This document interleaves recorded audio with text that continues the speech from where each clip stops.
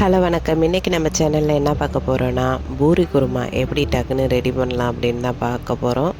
இது வந்து செய்கிறதுக்கு ஒரு 10 நிமிஷமே போதுமான அளவாக இருக்கும். எப்படி செய்யலான்னு பார்த்துடலாமா? ஒரு குக்கரில் உருளைக்கிழங்க 2 3 அரிஞ்சு வேக வச்சு எடுத்துக்கோங்க. ஒரு 4 வெங்காயம், ஒரு 3 தக்காளி போல் கட் பண்ணி வச்சுக்கோங்க. காரத்துக்கு தகுந்த அளவுக்கு பச்சை மிளகாய். தாளிக்கிறத பார்த்துடலாமா? அடுப்பில் வானல் சூடானதும் அதில் தேவையான அளவுக்கு எண்ணெய் சூடானதும் கடுகு, உளுத்தம்பருப்பு, இது கூட நீங்கள் கடலப்பருப்பு கூட சேர்த்துக்கலாம். நான் இன்றைக்கி கடலப்பருப்பு சேர்க்கல, ஆனால் கடலப்பருப்பு சேர்த்து செஞ்சிங்கன்னா சூப்பராக இருக்கும். ஒரு கொத்து கருவேப்பிலை சேர்த்துக்கிட்டேன். இதெல்லாம் நல்லா பொரிஞ்சதுக்கப்புறம் கட் பண்ணி வச்சுருந்த வெங்காயம் சேர்த்து நல்லா வதக்கி எடுத்துக்கணும். வெங்காயம் நல்லா வதங்கி வந்ததுக்கப்புறம் தான் நம்ம தக்காளி சேர்க்க போகிறோம்.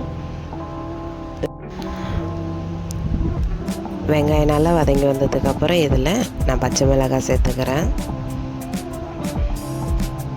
பச்சை மிளகாய் சேர்த்துட்டு ஒரு கிண்டி விட்டுற வேண்டியது தான்.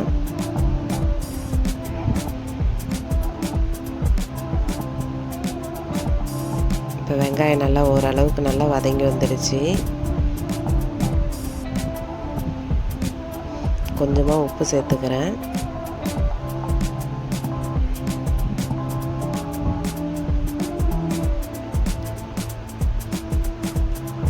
இந்த அளவுக்கு வதங்கி வந்ததுக்கப்புறம் இது கூட தக்காளியை சேர்த்துடணும். இந்த தக்காளியும் வெங்காயமும் நல்லா குழஞ்சி வெந்து வரணும். அதுக்கப்புறம் தான் நம்ம இது கூட தண்ணி சேர்க்கணும். முன்னாடியே தண்ணி சேர்த்துட்டோனாலும் நம்ம டக்குன்னு குருமா ரெடி ஆகிறனால இது ரொம்ப நேரம் நம்ம வேக விட போகிறது கிடையாது. ரொம்ப நேரம் வேகிற மாதிரி இருந்தால் கூட நம்ம டக்குன்னு சேர்த்துடலாம். இல்லைனா இந்த பதத்துக்கு வந்ததுக்கு அப்புறம் தான் நம்ம தண்ணி சேர்க்கணும். இது கூட கொஞ்சமாக உப்பு சேர்த்துக்கிறேன். வதக்கிறப்ப கொஞ்சம் உப்பு சேர்த்துக்கிட்டிங்கன்னா பார்த்து சேர்த்துக்கணும்.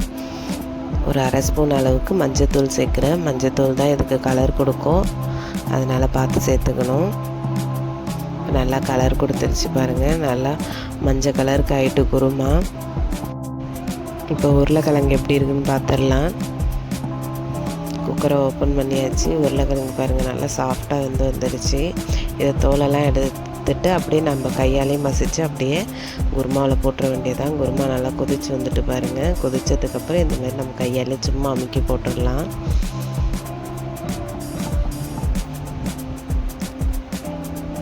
உருளைக்கிழங்கை சேர்த்தோன்னே குருமா கொஞ்சம் நல்லா கெட்டியாக ஆரம்பிச்சிடும்.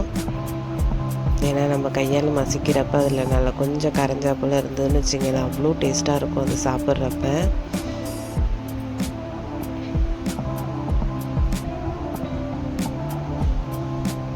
அவ்வளோதான், நம்ம எல்லாத்தையுமே சேர்த்தாச்சு இருந்தது எல்லாத்தையும். இப்போ பாருங்கள் சூப்பராக வந்து ரெடியாகி வந்துட்டுருக்கு நம்ம குருமா. இது கூட நான் தோசை மாவு தான் இன்றைக்கி சேர்க்குறேன். நம்ம சேனலில் முன்னாடியே பூரி குருமா ஒரு வீடியோ போட்டிருந்தேன். அதில் வந்து நான் வந்து கோதுமை மாவு இருக்குது இல்லையா, அதையே வந்து தண்ணியில் கரைச்சி சேர்த்துருப்பேன். அந்த வீடியோவும் நல்ல வியூஸ் போயிருந்தது. இதே மெத்தடு தான், ஆனால் வந்து இங்கே வந்து தோசை மாவு சேர்க்குறேன். அந்த வீடியோவில் வந்து கோதுமை மாவு சேர்த்து செஞ்சுருப்பேன். வேணும்னா செக் பண்ணி பாருங்கள். இந்த மாவை நம்ம தோசை மாவு சேர்த்ததுமே நல்லா கெட்டியாகிடும் குருமா. இது அப்படியே ஒரு 2 நிமிஷம் நம்ம சிம்மில் போட்டு ஓப்பன் பண்ணி பார்த்தோன்னா சூப்பரான குருமா ரெடி ஆகிடும்.